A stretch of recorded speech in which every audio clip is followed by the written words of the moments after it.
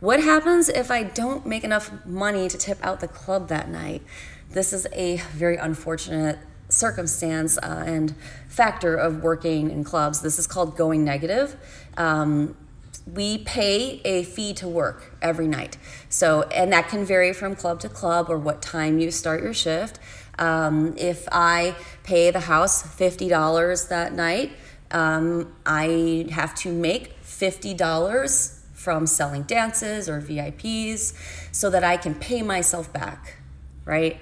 And that's not all. There's usually a percentage that they take, that the management takes from champagne rooms. There's also tip outs to other people, makeup artists, DJ, your house mom, that's the person that's in the back that helps you with all of your things. So at the end of the night, you may actually end up needing to pay yourself back maybe $100 or more. So if you don't make that back, that's called going negative. Knock on wood, I've never gone negative. It's my magic. I'm just thankful to the universe that it's never happened to me, but if it does, that's just a part of the job, right? So what you want to do to circumvent this problem, if you don't happen to make that money, make sure you always come in with a little bit of extra cash just in case.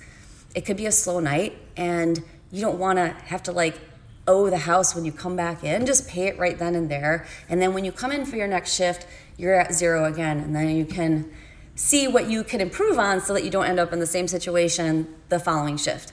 What not to do is to freak out, quit your job, or I don't know, steal. Don't freak out.